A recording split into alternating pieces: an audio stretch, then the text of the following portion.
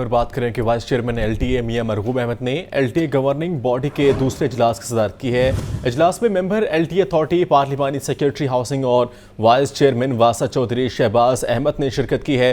اجلاس میں جناح market town شپ کے مجوزہ لے آؤٹ پلان کی منظوری دی گئی ہے۔ ایل ٹی اے ایونیو 1 کے ایم بلاک میں مسجد کی تعمیر کی اصولی منظوری دی گئی ہے۔ مزید بتائیں گے اس حوالے سے زین العابدین۔ جی زین، آگاہ کیجیے گا اس حوالے سے۔ یہ رواں برس L D A governing body کا دوسرا اجلاس وائس چیئرمین ایل ڈی اے میاں مرغوب احمد کی زیر صدارت ہوا، جس میں ممبران L D A governing body, additional D G housing, additional D G urban planning اور دیگر افسران نے شرکت کی۔ اجلاس میں جناح مارکیٹ ٹاؤن شپ کے مجوزہ لے آؤٹ پلان کی منظوری دے دی گئی۔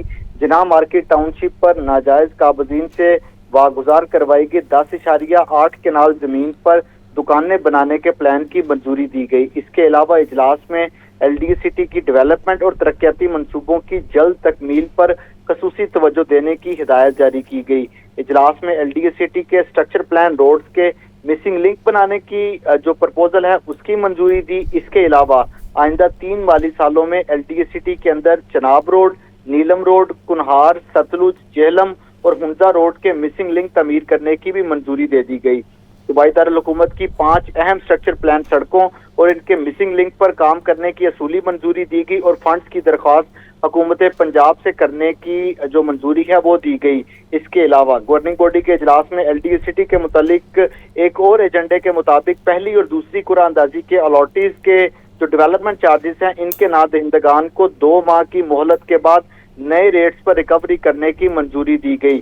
ایل ڈی اے سٹی کے ہی ایک اور ایجنڈے کے مطابق جناح سیکٹر کے کمرشل پلاٹس مالکان اور فائل ہولڈر نادہندگان کی پیمنٹ شیڈول میں 1 سال کی توسیع کی منظوری، جبکہ اسکیم کے بلاکس میں special feature charges D C rate کے مطابق یونیفارم کرنے کی بھی منظوری دے دی گئی۔ ایل ڈی اے سٹی جناح سیکٹر میں نئے پلاٹوں کی فروخت کے ٹرمز اینڈ کنڈیشن اور دیگر اختیارات سپروائزری کمیٹی کو دینے کی منظوری دی گئی۔ ایل ڈی اے ایونیو 1 کے ایم بلاک میں مسجد کی تعمیر کی بھی اصولی منظوری دے دی گئی۔ اس کے علاوہ اجلاس میں ایل ڈی اے کے مختلف امور سے متعلق جو دیگر ایجنڈاز تھے وہ بھی پیش کیے گئے۔ اجلاس میں chief engineer L D A, chief engineer TEPA اور additional D G headquarter سمیت دیگر جو متعلقہ افسران ہیں انہوں نے شرکت کی۔